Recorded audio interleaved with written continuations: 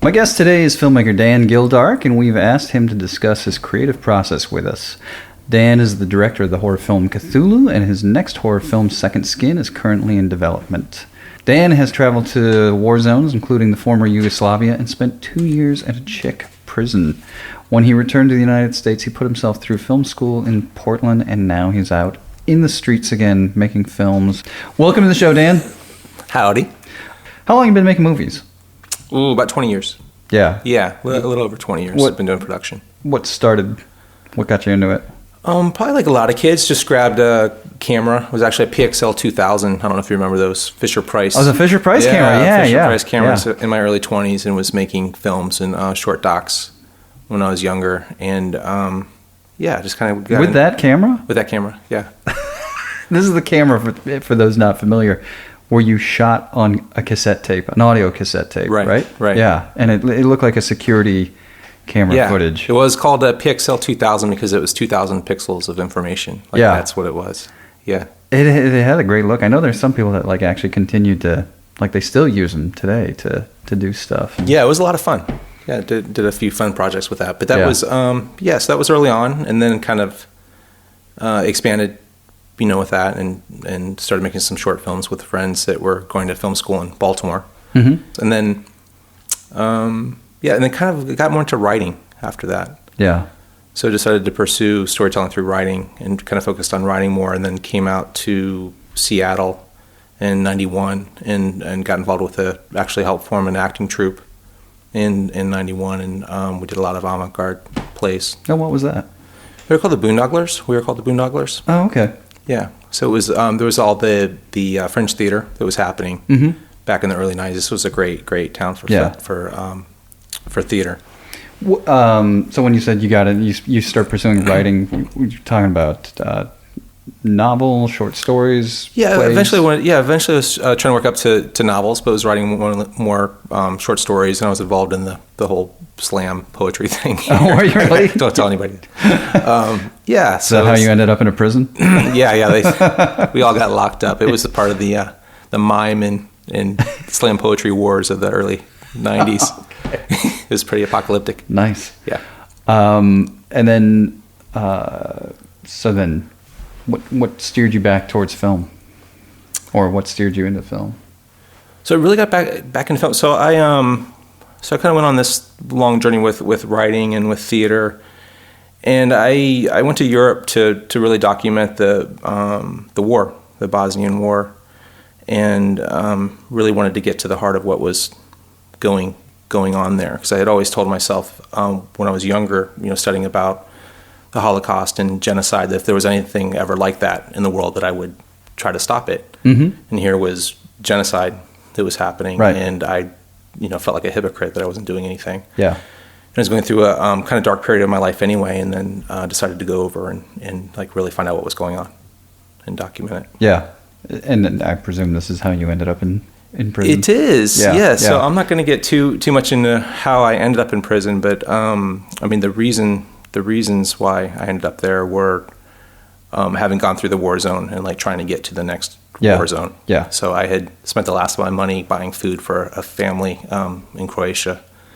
They didn't have anything to eat, and was trying to get money to go to the next spot, and got in a little bit of trouble. Yeah. Okay. So did you finish the film? No. So I was taking stills. Oh, okay. On that trip, and lost when I got in trouble and everything that happened. I lost all of the dozens of rolls of film that I had taken through that trip. Ouch. Yeah, that was tough. Yeah. So then you came back here. Mm-hmm. Went to Portland.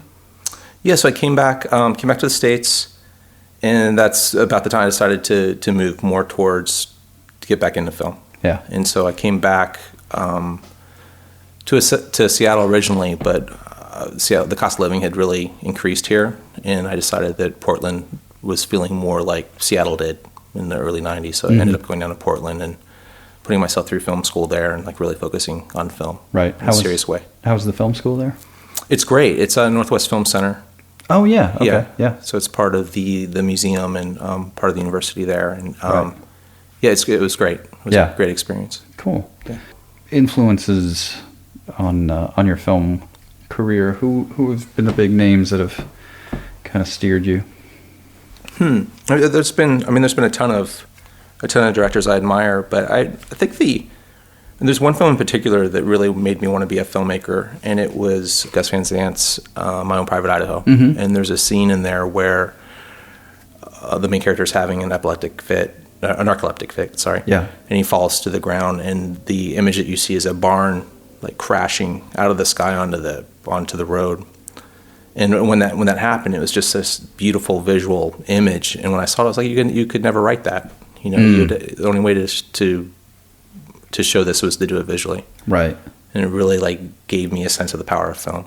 Oh, that's an interesting choice. I don't think anybody is gonna have that same spark, of our guests. So that's a totally unique choice there. Yeah, so that was kind of like the spark. And then again, that was when I was making the short films early on, probably when I first saw that. And then, the directors that I love today are probably a little more epic and probably resonate with a lot of other filmmakers. I'm definitely a fan of Tarkovsky and Kieslowski and a couple of the major European directors really influenced me as far as Bela Tarr in the way they tell stories, usually slowly, visually, using the faces of their actors as the tool to tell the story. Right. And there's an epic scale to a lot of those films that I really love. Is Van Zandt still somebody that you? He's super interesting because he'll do a mainstream to finance his more artistic choices. So I do still. I really love his. The trilogy of those really quiet, slow films that he did, Elephant and Last Days, and was it Jerry? What was that? Oh, Jerry, yeah. Are very much these quiet meditations that I think are really beautiful. Right.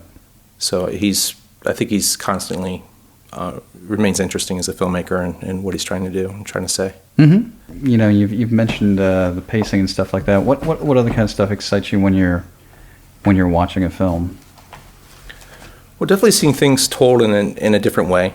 Of course, just aesthetically, the beauty of the film. Having the cinematography be something beautiful is something I think we all connect to. But as far as story, like really telling a story from a unique angle, or in a different way, or having characters that are a little bit different. I very much feel and would really encourage young filmmakers that are making film to not make a film unless you're going to try something a little different. Like if your goal is to just emulate what's been done before, then you probably shouldn't be making a film. Mm-hmm. Unless you're studying the techniques. I know it's interesting when we talk about Van Zandt because he redid the Psycho. Oh, right. That's right. Thing. Yeah. And I have friends that are in bands that are cover bands, and I do appreciate. It's almost like studying, master painter. Learning those strokes and really learning how they did their craft in a very, very intricate way. So I understand that, but when it comes time to create your own voice, it should be your own voice. Right. In any art form. Yeah. It's funny. I know that Ben Stiller attributes his ability to direct is because he would make these parodies of Scorsese films and Spielberg films, and he would basically kind of break down he'd watch their films and deconstruct them and then be like, oh, what is it that makes a Scorsese film? And so he'd kind of figure out, oh, he always does a shot like this or he does a shot like that, and so it's kind of the same thing. He kind of attributes I learned kind of how to make movies by copying other people, but then now it's up. You put all that behind you and you go and make your own movie. So yeah, definitely. Yeah. I'm interested about his. I'm interested to see what his Walter Mitty film's going to be like. Yeah, he's been working on that for 10 years or something, trying to get it made. Well, I know it's been going around for a long time. Yeah, and they've been trying to get it off the ground. So looks pretty good. Yeah, it looks pretty good. I'm a James Thurber fan, so it'll be interesting to see what he does with the material. Yeah. Do you see yourself more as a director or a writer-director? I'm definitely a director. So I usually work with a screenwriter. Yeah. with the script. So I work closely with the screenwriter and really develop the script and edit the script and try to direct story as much as I can. But yeah, I really feel if you're focusing on your craft, and there's some wonderful writer directors, and I do hope to constantly improve my writing, but like I really do rely on strong writers to support me in my craft, so I can focus more on the visual storytelling, and kind of incorporate their story, and hopefully they're coming to me with really unique and wonderful ideas that they spend all their time thinking about. CTHULU was a collaboration with you and Grant Cogswell, right? Mm-hmm. Who wrote it? So are you guys both credited on that? Is that right? Yeah, he's credited as screenwriter. Oh, okay. Yeah. Okay. So was that his idea? Was it your idea? So he came to me with the idea. We're old friends, and I was living in Portland, going to film school, and he came down to visit me, and he was going through kind of a dark time, and he had been on a bus with the anarchists. They did a story about the Black Bloc anarchists, and they were all reading H.P. Lovecraft.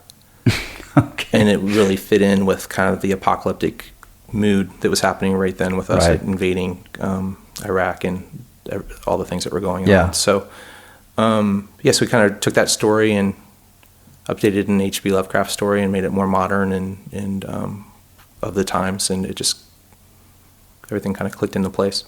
I rented CTHULU and was going to sit down to watch it yesterday, and I realized, there's a commentary track on here, so I'm going to listen to the commentary track. Yeah, I would recommend that to anybody. But anyway, go ahead. I have to say, so you and I made our first films about the same time. I think ours maybe was a little bit ahead of yours by a few years.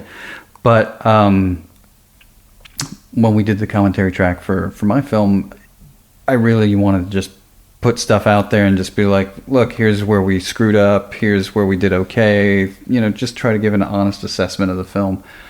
But I got to say, you guys just put your nutsack up on the chopping block. I don't think I've heard any commentary track that so just lets it all hang out, and you guys beat the hell out of each other in that commentary track.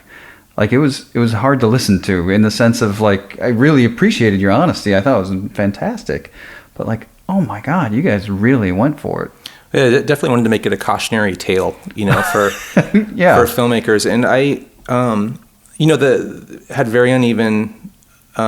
had a very uneven reception to the film. So some people loved it, a lot of people hated it, and I just really wanted to salvage, all the work and dedication and just the hours that went into that film by, making. I know we did beat the heck out of each other, but I really wanted it to be a positive experience for filmmakers. I really wanted, and that's usually who listens to commentaries anyway, are the people that are really interested in filmmaking on a deeper level. So I wanted young filmmakers that were maybe interested in genre or any type of film to be able to come to it and be like, okay, these are things that we need to look out for when we make a film. Right. Well, you did. I think, all right, so we're going to take a little break, but I want to explore that a little bit more when we get back. But in the meantime, if you're sitting at home, I suggest you reach into the fridge and grab yourself a Hilliard's beer. Brewed and canned here in Seattle's Ballard neighborhood, but drunk everywhere. Visit their tap room Thursday through Sunday. You can get more info at hilliardsbeer.com. And if you're looking for CTHULU and you want to listen to this amazing commentary track, you should visit Scarecrow Video. Scarecrow Video is one of the largest independent video stores in the country, located in Seattle's beautiful University District. One of the last remaining brick-and-mortar stores featuring DVDs, VHS, Laserdisc, and Blu-ray. If you can't find a movie at Scarecrow, it hasn't been filmed yet. For more info, visit scarecrowvideo.com. My favorite commentary track of all time is Sidney Lumet talking on Failsafe, because it's like film school. He takes you through every beat of that film and just lets you know, this is why I was shooting it like this is what my coverage was, this is what I was trying to do. Oh, I need to watch that. But I will say I think CTHULU is now my second favorite, because you guys, it really is as you said, a cautionary tale. And what would you say, what was the biggest lesson you learned on CTHULU? Oh man, there's so many. I think, I don't know. Well, the biggest lesson I think is you can't know what you don't know. I was, being a first-time director for a feature, having really you're marshaling an army to do this huge project, and just not knowing precisely how, I'd only done short films, like not knowing how the script ultimately was going to affect budget. And we didn't have, speaking of fail-safes, we didn't have like a lot of the fail-safes that a film should have in early on with a producer, like to rein things in and like really work with me on keeping the budget where it should be and keeping scenes where they should be and shooting days. And so it was, in a lot of ways, it was a sprawling mess, but you can't know these things. Like, I just couldn't know like what was ahead of me before I started the journey. Yeah. You, I think you mentioned you had 40-day shooting schedule. Right. Which is crazy, right? Which sounds like a lot. It's a lot. It was a lot. But I think we had a 24-day schedule. But you guys had how many locations? 80, 85? That sounds about right. Yeah. Yeah, we had over 100 scenes and yeah. And so that's like multiple at least locations. One company move per day. And we shot a good portion of the film on location, which is crazy for an independent film. Like, we packed everybody up and went to the Oregon coast. Yeah. And shot in Astoria, and just thinking about the logistics of that, it was like a independent version of Apocalypse Now. It's like it's crazy. Yeah. And then you shot some of it here. Yep. So like, not only are you doing locations moves, you're actually like, you're moving from state to state at this point. Yeah. Yeah. Company moves all over the place, state to state. Yeah, it was a sprawling creature, much like Cthulhu himself. Right. And your budget for this was how much? It was I think it came in just under $1 million.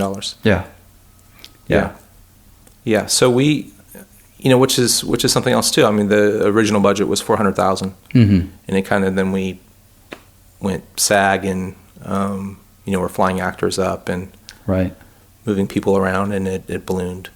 And you, so you got you had a couple of names in the movie. How much did that help you get funding?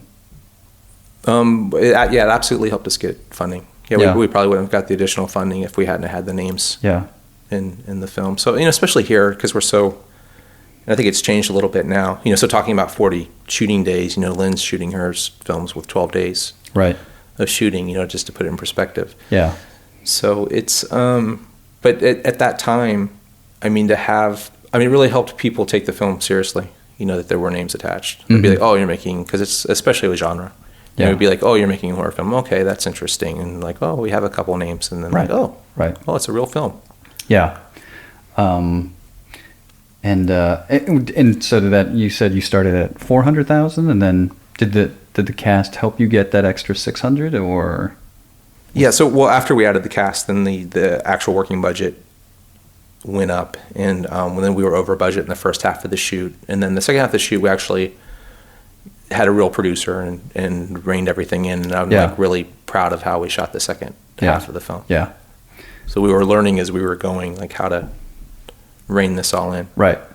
But as far as getting the budget, I know that's of course that's a huge question for up and coming filmmakers, and we talk a little bit about it in the DVD. But it's really creating the compelling package, and like starting off with an interesting story. Knowing that people are going to read the script and want to tell the story, or at least think there's something unique that they could get behind, is definitely is the blueprint for everything. Right.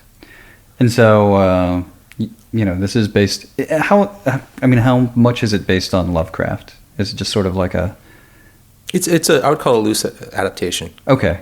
So it's not based on any particular book or anything? Or? Yeah, it's more about, I really feel like we tried to tap into the, what he called the mythos. Mm-hmm. This underlying, and just the idea that there are forces beyond our ken that control the universe, and we're never going to know what they are. And if we do come in contact with them, they'll probably kill us. Right. It was really about the feeling of being out of control at this, especially it was the end of the, when we started making it was the middle of the Bush presidency, and things were just really scary at that time. And we felt like this kind of captured it. But of course, by the time we got it made, we're kind of moving past that period. So right. In fact, Grant mentions it's the third day of the Obama administration as you guys are starting to do the commentary track. But that's interesting, though, because, we did an earlier podcast where I asked you to pick a movie that you think is a example of great directing, and you said Chinatown, which is also sort of similar theme about, like, the powers that be controlling things. And is that something that kind of runs or recurs in your themes? I think for me, it does. That definitely resonated with me, but I think what resonated more was the coming home again story within the horror story, and again making it personal, hopefully having a personal connection with the actor who's playing it. So a lot of what I was seeing in Seattle when I moved back, or had happened, was a lot of artists had left here and had gone to LA or to New York, and then we're starting to come back to start lives. And and another theme too is just the sense of artists in the world, like trying to find a place, or artists or people that are different, a little bit different. And maybe they were gay in their small hometowns, and like had come to the city to try to find a place. So that sense of family and place was definitely a story that I wanted to tell. Yeah. One of the things you talked about on your commentary track that I found really interesting was you said that you offered everyone on the crew and cast the freedom to make suggestions, but only once. Yes. Talk about that a little bit. Well, it definitely, a film is such a collaborative thing, and there's on a lot of sets, I was feeling like the director was a general, and they go in and they give their direction, and everybody kind of does what they do, and they keep their head down and do what they want to do. But I just really feel like, everybody up and down the chain can make small decisions and use their intellect to make it a stronger film. So like I really wanted to encourage an environment where people could, put forward things. So the only saying it once is just to keep it simple, keep it short, and streamlined, so that things keep moving. But like, definitely let me know if you're seeing something that can make this a better film. Yeah. You also talked a lot about the staging and kind of master shots, as we were talking about again in I think it was the Chinatown podcast, where you don't really like traditional coverage. Right. Yeah. So I was really trying to do, and ultimately, when we first started shooting, there was a lot of one takes scenes where I was trying to choreograph the camera through the entire scene and not have a cut. And I feel like there's a subconscious element when you do have a cut that breaks a person out of the scene. And not to say you can't use it for a dramatic effect or to get into someone's face to tell a story a little bit better, but I think in general, I feel like the editing is usually too choppy in films, especially modern day films, and after the whole MTV music video thing that we went through. So yeah, I definitely tried to, and I went back to, and there's some current day filmmakers that are really, and I'm finding a lot of them in Asia, and in Romania. And again, I guess it's my sensibility of liking the European films, where they just really take their time and let the story unfold, and you sit with the person and the people talking, and you're at that table with them, just taking in the story. Yeah. So I'm definitely lean more towards those longer takes. Yeah, it's hard to do. It is. It is. It's like, you have to trust the material and the actors, and which, speaking of, are you an actor's director, or do you see yourself more of a technician, or? I feel like I'm kind of in the middle. So I'm talking about my beginning with theater. Like, I definitely have an affiliation with the actors. I don't consider myself a great actor, but I am very sympathetic to the strains and the work that it takes for them to get where they need to get. Yeah. And I think that's a huge problem with tends to be a huge problem with independent film, especially, is that for a good actor to really get where they need to be, you really have to create a safe place and a bubble for them to get into their character. And I don't think a lot of independent films have that luxury a lot of times, because if they're on a quick shooting schedule, or they're trying to run around, and or maybe the director's not really thinking about that. But it's definitely something I think the director should think about. How do you go about providing that? I think having their I mean, generally on set, it's your second AD is kind of the handler for the talent, and just making sure that person is knows what they're doing, and can really help give the actor what they want, and then having communication with the actor to give them the space they need, or have them feel like they can ask for what they need. Right. If they need it to be quiet, if they need to go, to a hotel room for a few minutes or whatever, to get their self together. But you've done a little bit of acting yourself. Mm-hmm. Yeah. And what do you feel like that brings to the table? Just empathy. I think that just knowing that they're not workhorses. Of course you expect people to be professional and good at their craft, but just knowing that it is not that easy. So I guess just brings that little bit of empathy to where I really feel like I want to give them what they need to get where they need to be. Right. And what about working with a writer? What's your process there? Process is usually to get in early on the story and help kind of have back and forth with what that original story is, and then let the screenwriter go off and do the first draft on their own, and then come back, and then again we're just throwing ideas back and forth, a lot of spitballing. And I guess my feeling is that something that messes film up a lot is having too many voices in the film. So really letting the screenwriter be a screenwriter, like really working collaboratively with them and trying to give them good ideas and good direction, but also just like really letting them tell their story, not interfering with that. Right. And so it has one voice. So that script has a very clear voice. Yeah. What if it doesn't align with your voice? That's a good question. Well, I probably wouldn't be attached to, or would unattach myself to the story if it was a story that I wasn't interested in telling. Right. I mean, as you know, this process is, CTHULU took us 5 years to make. I've been working with my screenwriter for 2 years on this script, that we're just getting ready to launch. And it's a long, long process. So you better like what you're dealing with and talking about. Yeah. And like the people that you're working with. Right. You better like your screenwriter. Yeah. And would you say that applies to the editing room as well? Definitely. Yeah, definitely. Being simpatico with, definitely having editors that agree with your choices. If I have like a European sense of filmmaking, having editors that at least want to try to help me get there. Right. And maybe the footage isn't always there to help you obtain what you were going after, with that voice. But, at least they're on the same page. They're on the same team, like trying to get you there. Yeah.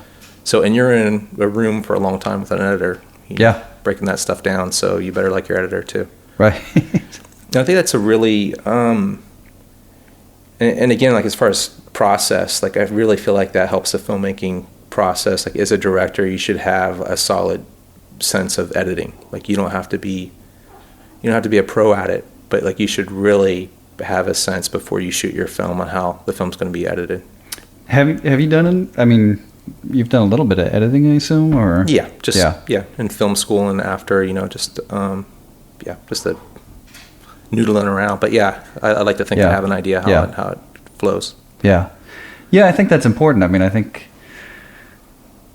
it's really healthy for the people at the top to kind of know what kind of obstacles everybody's up against. So it's like, because I don't know, I see so oftentimes there's a lot of crazy demands that are getting made, and it's like, oh, you've never done this before, have you? Clearly you would have like not asked for this, in the amount of time you need it, if you knew what was involved. And it's really important. I think that the more you know, and I did that a little after Cthulhu. Like I felt like one of my weaknesses was sound. Mm-hmm. So I went and volunteered on an indie film and held boom and worked with the sound mixer and nice. Just so I know where the best spots are for the and I can appreciate it when the poor guy's like shoved behind a dresser. It's like we see your shadow. It's like I have no place else to stand. So, is there anything like you'd like to talk about? I guess maybe just movements in film. Like I guess the things, talking about directors and the movements that I find most interesting now are probably in Romania and South Korea. Mm-hmm. So, and I just... Who? Any names jumping out at you? Yeah, I wrote a couple down because I'm so bad with the Korean names. But Chang Dong Lee, who did Oasis and Poetry and Secret Sunshine. Kim Ki-duk, who did Bad Guy and Three Iron, which are brilliant. Jun Ho Bong, who did The Host and Mother, and Chan Wook Park, the Vengeance trilogy, obviously, and Thirst. There's a new guy that I really like. His name's Hong Jin Na, who did The Chaser and a film called The Yellow Sea, which is really great. So, and what I find really interesting about these directors and about South Korea is that they've kind of absorbed the whole filmic language over history, and they have access to everything just like we do, and they've really kind of filtered it through their own lens. Mm-hmm. So they'll tell a story, and their films would be 2.5, 3 hours long. Like, they don't really care. They're not like in the rush that we are to get to the end. But they just do super interesting takes, and they seem like they work so well with their actors. Like, their actors are very collaborative and very human, they feel like to me, within the story. So I'm really loving, like, I feel just as with a sense of freshness that the Korean films are really heads and shoulders above probably pretty much anything else that's going on right now. Yeah, especially for a small country. I mean, there's only 50 million people in South Korea, and they're doing generally 1 or 2 of my favorite films a year are out of there right now. Oh, nice. So, and then Romania's been really, really solid too the last decade. Same reasons, you think, or? Yeah, I've actually just written a couple essays on the art of oppression, like the lid kind of coming off these slow cookers in Eastern Europe, and after Ceausescu left, it kind of allowed these guys that had been suppressed underneath that system to rise up and do storytelling. So they had a lot to say, but they kind of have they have a fire under them with how they want to say it and what they want to say. And same with South Korea has just gone through. The whole past century they were either under Japanese rule or they've been under military dictatorships, and they've just really recently in the last couple decades opened up and kind of flowered open. And the government actually realized that through cultural incentives they could help the country, like on a global showcase. So they've really the government's really encouraged, and they've done tax incentives and things that help the storytellers tell those stories. Oh, nice. So, but people have a lot of interesting things to say, and I think there's a couple of other things that I think are interesting too. Or it's just how they're kind of living under the nuclear shadow, like we were under the Cold War. They're still under that shadow, and also they have a population that's kind of imploding. Like their population replacement rate is below the replacement rate. Oh. So they're technically like shrinking as a nation, which I think would make for some weird psychological things going on in the country. Yeah. Is there anything else? Just I love film and everything about film, and love talking about it. And if you're a young filmmaker, I would recommend picking up the CTHULU commentary. I definitely do. I really hope people out there that are thinking about doing this check it out, because it's, even as somebody who's gone through it, I really appreciated listening to it. And again, you guys were so upfront and honest about everything as to like where things went right and where things went wrong, and it's really rare for people to talk about that stuff. I think everybody likes to kind of put this image out there that everything we do is flawless and perfect, and it's like there's so many bumps along the way, and always something to learn for sure.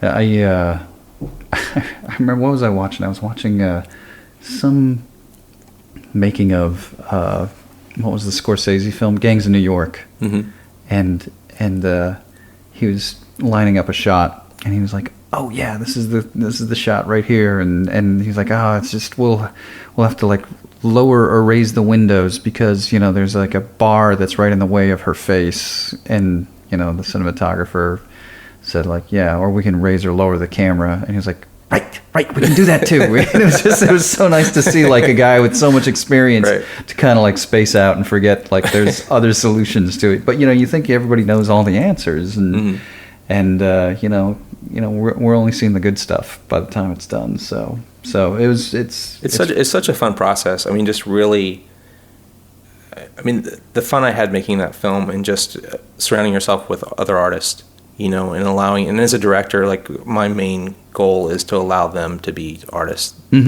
at the top of their game and give them whatever the resources they need and try to create an environment where that's happening. And yeah, if you can do that, I mean, it's just magic. It's hard to do. It's kind of like, it's a lot sort of like you mentioned, it is kind of a military operation, but it's also kind of like throwing a big party at the same time.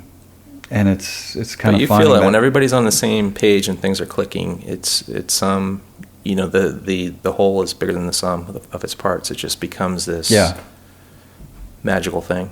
So it's definitely, I mean, yeah, I love it. I mean, it's a really hard medium to be working in because it's money based and there are so many moving parts. But I think it's rewarding and worth doing when it works right.